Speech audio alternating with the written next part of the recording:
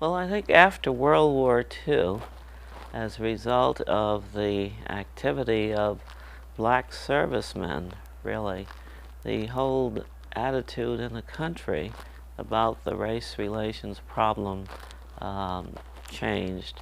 I think people became more aware that something had to be done about the fact that black servicemen were overseas dying for this country, and when they would be coming home, they would be coming home to a situation that said, in effect, you're a second-class citizen. You can't go to school with white children, or your children can't. You can't stay in a hotel or a restaurant because you're black. And I think that gave the momentum, particularly in the black community, for what became the civil rights movement of the 50s and 60s. The Emmett Till case was one that shook the foundations of Mississippi, both black and white, because of one with the white community, because of the fact that it had become nationally publicized. With us as blacks, because it said even a child was not safe from racism and bigotry and death. Medgar was the field secretary for the NAACP, and he and others who worked with him had the responsibility of going into these areas wherever there might have been problems and investigating these cases. I can recall so well that Medgar cried when he found that this had happened to Emmett Till. Cried out of the frustration and the anger and of wanting to physically strike out and hurt. I myself felt anger, frustration, almost a hopelessness at that time that things were going to continue to happen, but it also said something else to me too, that Medgar's life was in danger 24 hours a day, because at that particular time he was the only person who was in the forefront of investigations, of getting the word of these autocracies out to the public. I bled for Emmett Till's mother. I know when she came to Mississippi and appeared at the mass meetings, how everyone just poured out their hearts to her, went into their pockets when people had only 2 or 3 pennies and gave that, some way to say that we bleed for you, we hurt for you, we are so sorry what happened to Emmett, and that this is just one thing that will be a frame of reference for us to move on to do more things positively to eliminate this from happening ever again. It was a sad and terrible time, and perhaps it's too bad to have to say that sometimes it takes those kinds of things to happen to help a people become stronger and to eliminate the fear that they have to speak out and do something that will eliminate murders such as Emmett Till's. And that was kind of the feeling that went through the black community in the entire state at that particular time. It was the first actual massive uprising. You must remember that it had been boycotts in, I believe, Tallahassee, Florida, and Baton Rouge, Louisiana, before Montgomery. But here in Montgomery, I say all the elements came together. There was the idea, there was a man, then there was God's power, and all these come together. And then it's time for a movement. That was Martin Luther King, a new man out of Boston University, had come to pastor Dexter Avenue Church. There was a need. That was from 54 up to now, the moving and musings in people's hearts. And so Montgomery protest sparked the opportunity for a movement wherein Negroes could rise up actively and challenge the system without violence. And I think one of the very important things that must be said here is that Dr. King spoke with a new voice. Not only was it a new movement, but it was a new voice that you must love You must not hate the people who hate or who act like they hate you. You must, and the best thing to make out of your enemy is a friend. So this had a very profound effect upon not only blacks but whites at this time. 13 months, you won. We won. We felt that we were citizens.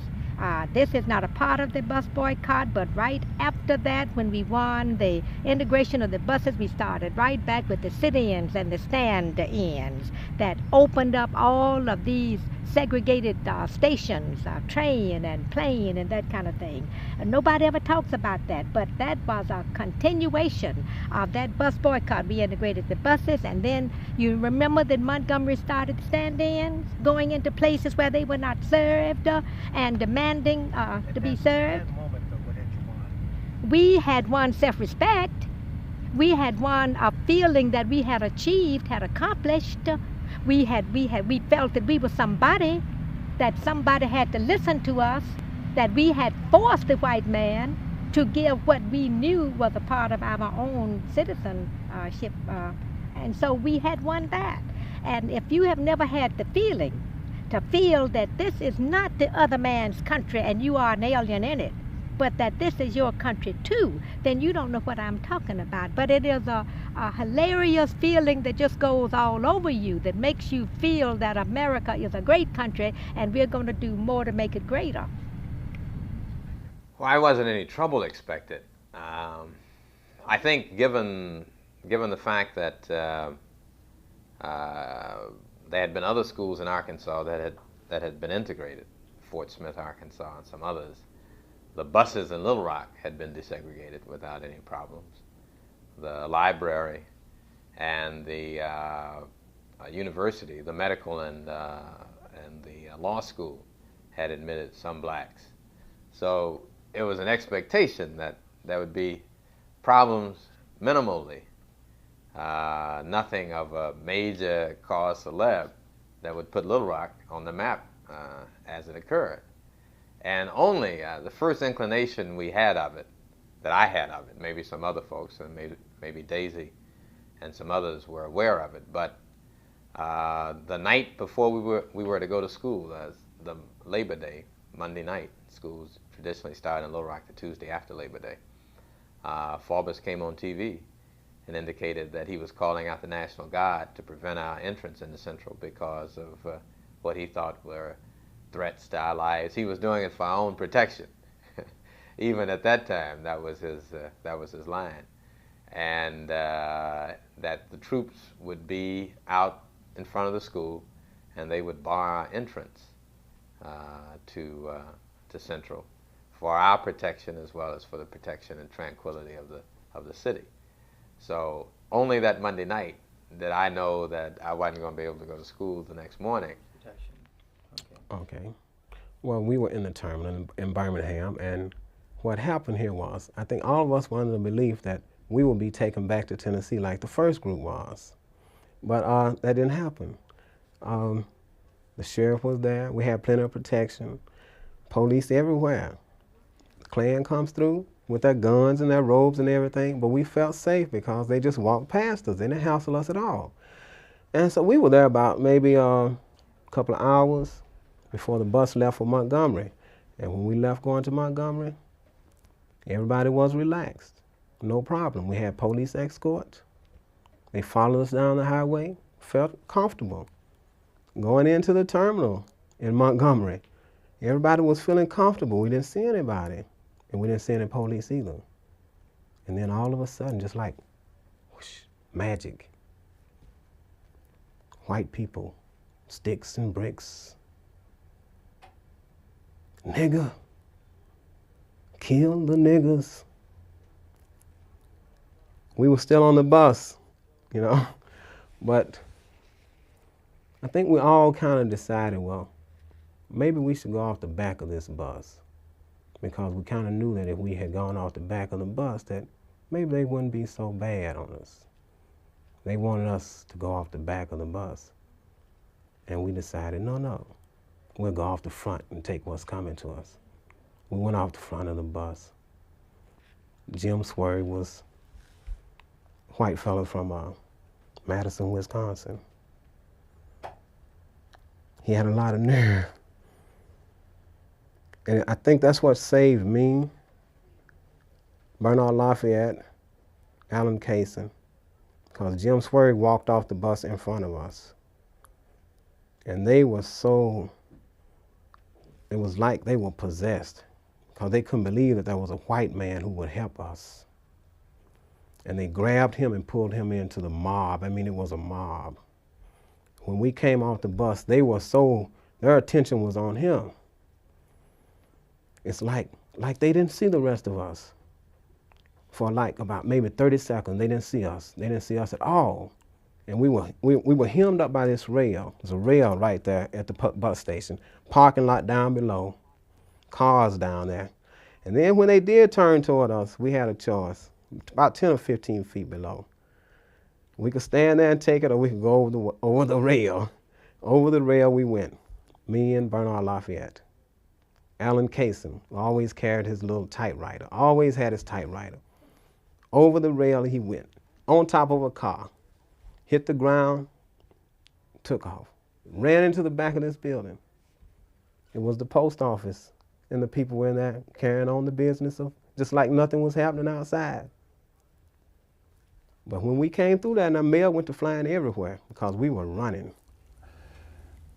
I remember so vividly after that day, Martin Luther King and I went back to the grounds about 6 or 7 o'clock that evening, and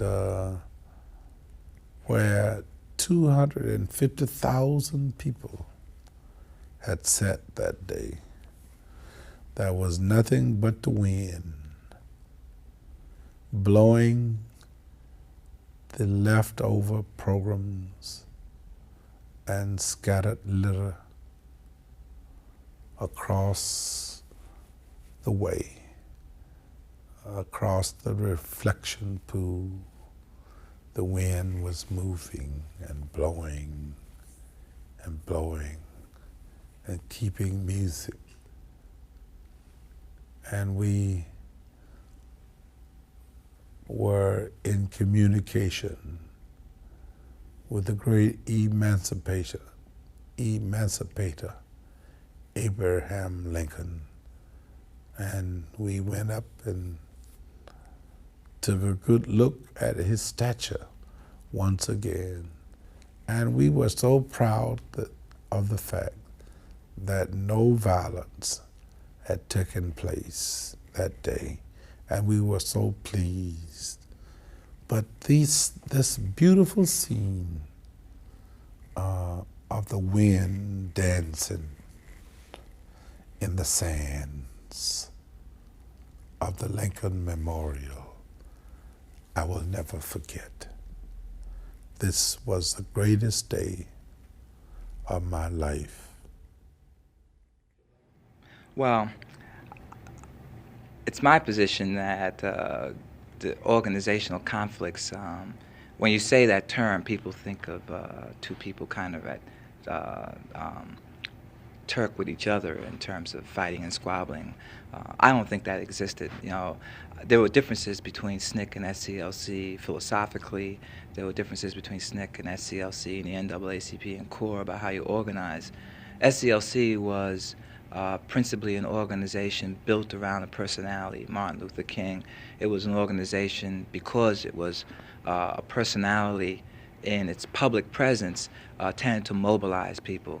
SNCC was an organization which was built around its units, its projects, its organizers. There were personalities in SNCC, but they weren't centered to the existence of the organization. So there were normal tensions about how you go about doing something. Those tensions, I think, mounted into what the media and other people call conflicts. There were a different approach. SNCC believed in principally organizing, creating institutional bases for people to manipulate for their own self-interest, while SCLC believed in dramatizing, mobilizing, and not necessarily as concerned about what you left afterwards. Both of them had a public role, and both of them served a public purpose. Their were natural rivalries, natural ego games. They all, however, blended into a complementary struggle of what became, what is, or was then, the civil rights movement. On Bloody Sunday, I was a very frightened child. I think that was one of the most